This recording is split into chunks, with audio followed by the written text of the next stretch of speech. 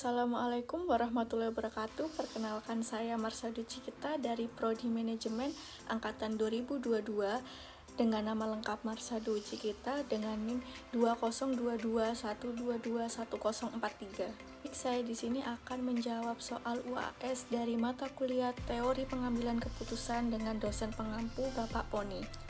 Baik, di sini saya akan menjelaskan cara-cara meminimalisir dalam proses pengambilan keputusan yang saya ambil, yaitu bekerja di suatu perusahaan setelah saya lulus S1. Baik, cara pertama yang saya lakukan adalah menetapkan kriteria dan tujuan pribadi saya. Sebelum melihat perusahaan tersebut, saya menentukan terlebih dahulu apa yang saya cari dan saya minati. Cara yang saya lakukan adalah dengan meriset data, seperti mencari tahu perusahaan tersebut bergerak di bidang apa, lalu posisi pekerjaan yang dibuka ada apa saja, dan mencari tahu lokasi serta fleksibilitas kerjanya seperti apa, dan juga gaji, tunjangan, beserta jenjang karir ke depannya. Selain itu, saya juga mencari informasi tentang detail pekerjaan beserta job description yang perusahaan cantumkan di posisi yang saya cari.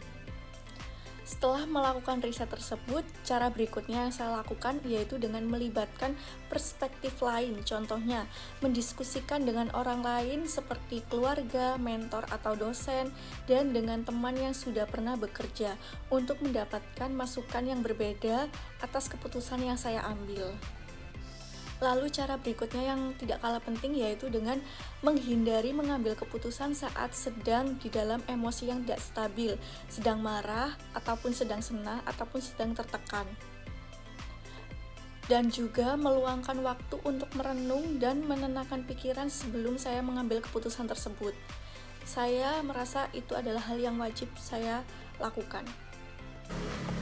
Langkah terakhir yang perlu saya lakukan yaitu mengevaluasi keputusan yang sudah saya ambil.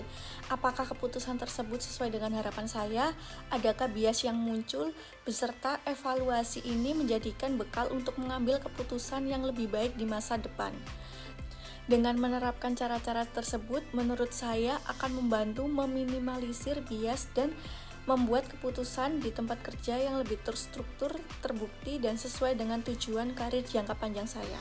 Baik, selanjutnya saya akan menjawab pertanyaan nomor 2, yaitu menjelaskan situasi di mana saya membutuhkan negosiasi dalam mengambil keputusan mencari pekerjaan setelah lulus dan bagaimana cara saya melakukan negosiasi tersebut. Situasi negosiasi dalam mencari pekerjaan yaitu contohnya seperti negosiasi gaji dan tunjangan yang diberikan perusahaan kepada kita. Baiknya, sebelum kita bernegosiasi, kita melakukan riset dengan mengecek standar gaji di posisi dan di wilayah tersebut. Setelah itu, kita dapat mengetahui kisaran rata-rata agar kita mempunyai dasar kuat untuk bernegosiasi dengan perusahaan tersebut. Dan di saat kita bernegosiasi, kita harus membangun komunikasi yang profesional dengan perusahaan agar kita dapat berdiskusi mengenai kemungkinan penyesuaian terkait ekspektasi dan standar dari perusahaan tersebut. Saya akan menggunakan nada yang positif dan saya siap terbuka untuk berdiskusi lebih lanjut dengan perusahaan. Serta saya akan fokus pada nilai dan kontribusi yang akan saya bawa di perusahaan tersebut.